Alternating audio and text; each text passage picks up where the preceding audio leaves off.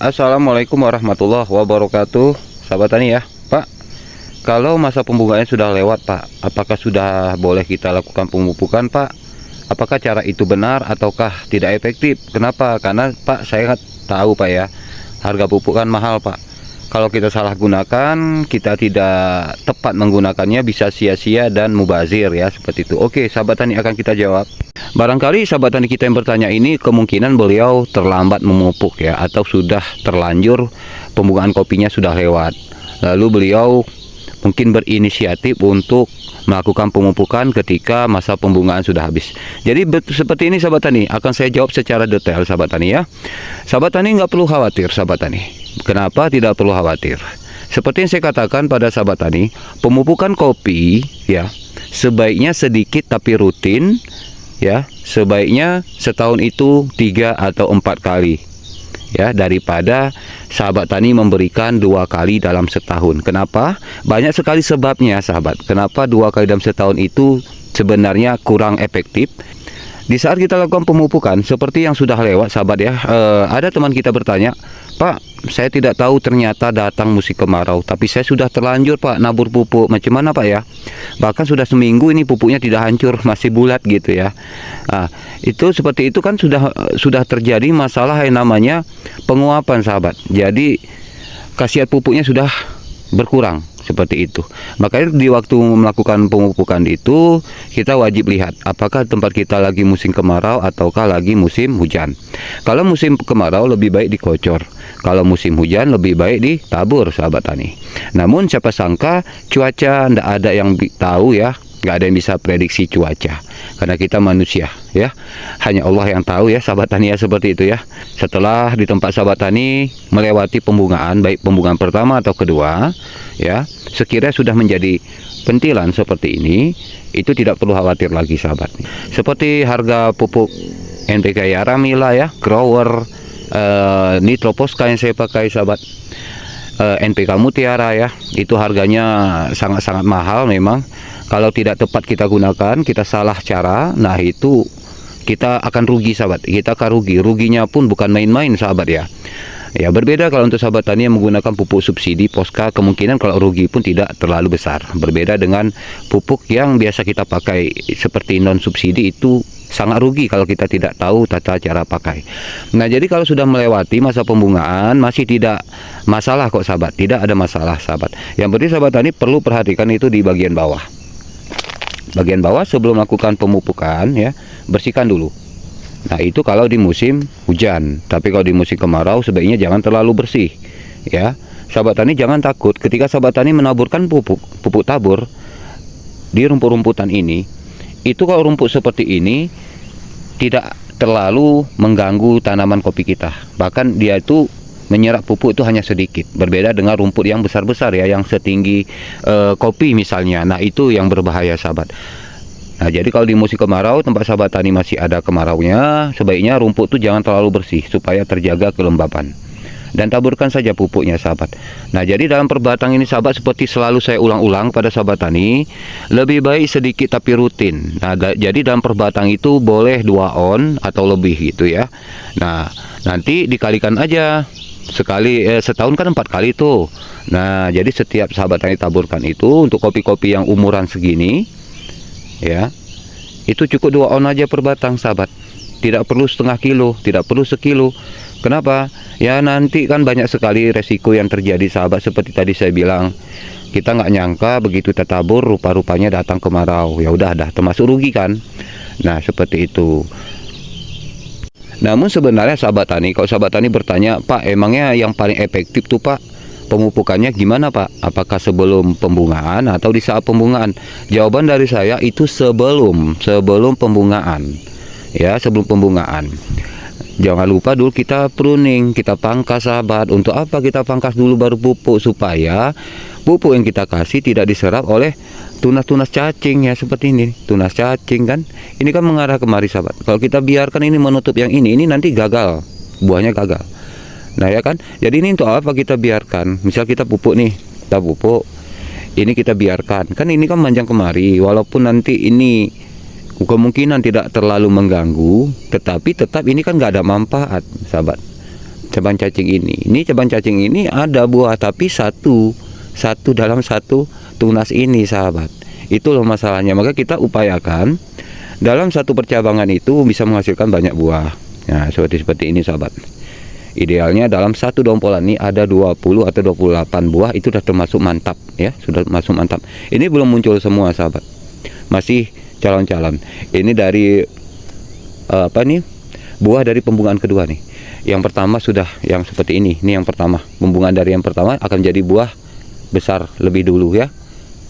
Oke, baik sahabat tani ya, sering sekali ketika pupuk tabur kita taburkan itu lama hancurnya sahabat, lama hancur atau melebur sahabat. Itu biasanya pupuk apa? Itu pupuk Posca ya. Dari sejauh ini saya pakai yang paling kerap terjadi itu pada pupuk tabur, yaitu pupuk Posca subsidi sahabat. Nah ya itu tadi ya, kalau kita memakai pupuk Posca subsidi memang seperti itu, lama hancurnya. Tapi kalau kita pakai pupuk non subsidi seperti Nitro Posca ya, NPK 16 Mutiara gitu ya, itu saya cek, saya lihat itu sekali kita tabur itu begitu malamnya hujan, besok itu udah menghilang sahabat. Artinya cepat mencair ya, cepat melebur. Nah itulah kelebihan dari pupuk non subsidi. Makanya pupuk non subsidi ini lebih cepat membuat perkembangan pada tanaman kita daripada pupuk Posca. Ya tapi saya pakai juga Posca waktu itu ya sahabat. Sekarang saya lagi coba Nitro Posca yang harganya lumayan bukan main ya, 800-an. Kalau di tempat kami, tempat sahabat tani sana ya, namanya beda daerah, sudah pasti beda harga ya kan. Lebih-lebih kalau yang ada di Jakarta, Bandung ya, Bali itu saya dengar kabar sih jauh lebih murah daripada tempat kami ya sahabat ya. Nah padahal itu makanya sahabat tani saya menganjurkan jauh sebelum muncul pembungaan seperti ini kita sudah selesai pruning, sudah selesai pemupukan gitu. Tapi jangan lupa piringkan ya, piringkan, bersihkan sekitar bawah. Nah tujuan supaya apa ya, seperti ini sahabat. Ini kalau kita lakukan, ini saya lakukan pruning dan pemupukan satu bulan yang lalu nggak salah saya. Hasilnya akan seperti ini sahabat, lebih sempurna, merata seperti ini. Nah jadi saat ini saya tidak lakukan lagi pemupukan gitu sahabat. Kapan lagi saya akan lakukan pemupukan? Ketika nanti menjadi pentilan atau menjadi buah yang seperti ini nih, sudah bisa seharusnya. Kalau bagi sahabat tani yang telat mupuk ya, baru melakukan pupuk pertama ini hari. Kalau saya kan sudah lakukan jauh sebelum muncul pembungaan ini. Jadi saya tidak dulu gitu ya, saya tidak dulu. Jadi kapan lagi Pak pemupukan kedua? Pemupukan kedua itu akan kita lihat setelah nanti selesai pembungaan. Ini kan sudah masuk pembungaan kedua. Nanti kira-kira ini kan akan muncul lagi pembungaan ketiga, biasanya sekitar 3 minggu lagi. 3 minggu lagi ya, kita hitung dari tanggal sekarang. Nah itu akan muncul nanti, akan muncul pembungaan ketiga ya, itu baru kita kasih lagi. Yang penting sedikit tapi rutin sahabat, supaya tidak mubazir, supaya tidak terbuang. Jangan kita mengira 1 kilo per batang kita beri itu buahnya akan banyak. Tidak sahabat, malah nanti akan subur doang daun dan cabangnya. Tunas-tunas itu makin ramai sahabat, buah bukan makin banyak, makin berkurang, daunnya nanti makin lebar. Nah, sia-sia kan semuanya kan. Lebih baik seperti ini sahabat, sedikit tapi rutin, 4 kali dalam setahun. Dan kalau Pak pemberian MKP KNU 3 putih setelah kami terlanjur melewati masa pembungaan di kebun kami, macam mana? Masih bisa sahabat. Dari sebelum pembungaan, masuk pembungaan pertama sudah lewat, muncul lagi pembungaan kedua, ketiga, itu masih bisa kita beri ke MKP kan gitu ya. Nah nanti ketika setelah melewati setelah pembuahan ketiga menjadi tua, ini kita cerita ke pembungaan ketiga lalu jadi buah ketiga kan gitu ya. Nah itu kita stop dulu, kita beri selingan, kita jangan selalu beri MKP KNU 3 putih terus sahabat ya. Kita beri selingan dulu, kita berikan selingan. Nah sekitar nanti kira-kira begini,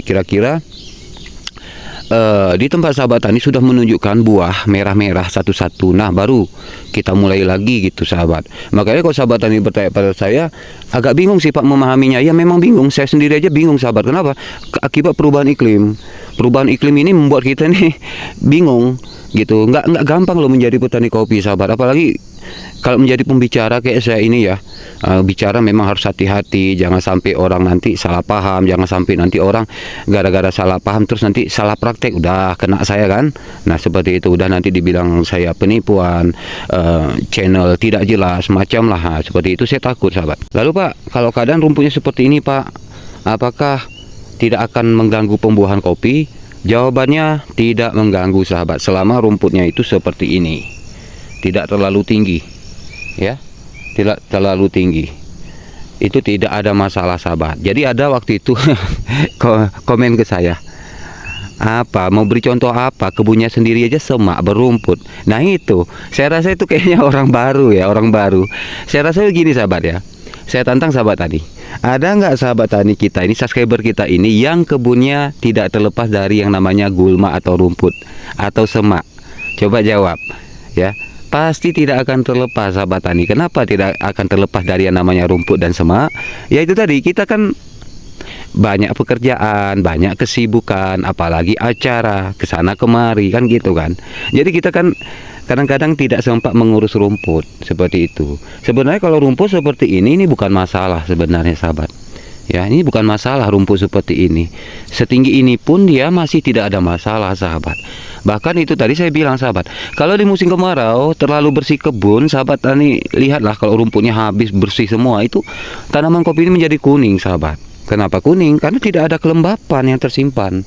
Itulah gunanya rumput, biar ada kelembapan di dalamnya. Ketika kemarau, akar kopi ini kan lebih kuat menyerap. Ya, lebih kuat. Kalau dia ini berebut sama rumput, rumput tetap kalah sahabat, tetap kalah, tenang saja. Kenapa begitu? Keras alasannya kuat. Karena akar serabut ini kan seperti apa loh? Batang kelapa sahabat. Ya, batang kelapa, itu pohon kelapa sahabat, tengok, itu coba nengok akarnya, itu akar serabut loh. Makanya kalau kelapa di dalam semak-semak tetap tumbuh. Begitu juga dengan kopi sahabat.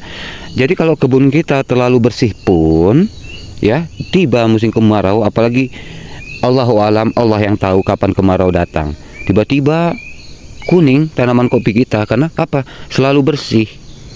Nah gitu. Jadi tak ada itu petani kopi yang selalu kebunnya bersih, itu nggak ada ya. Nggak ada petani itu yang sanggup terus membersihkan rumput ya, kecuali sahabat tani tadi melihat-lihat, oh tingginya semana, terlalu tinggi apa tidak. Kalau tingginya seperti ini, ya udah berarti sudah waktunya dibabat atau dibersihkan. Tapi kalau rumput seperti ini pun dipermasalahkan, nah udahlah. Nah, rumput seperti ini dipermasalahkan, itu saya rasa ya yang orang komen tuh kayak perlu berpikir lagi gitu ya. Mungkin yang ada juga sih kita ini gini loh, komen padahal kebunnya pun semak kan gitu ya, padahal kebunnya pun berumput, tapi dia komen kita itu kayak gitu. Dia bilang memberi contoh seperti itu, kebunnya semak-semak, itu diberi contoh ke kami kata dia kan gitu ya sahabat. Aduh, entahlah, netizen ya aneh-aneh sahabat.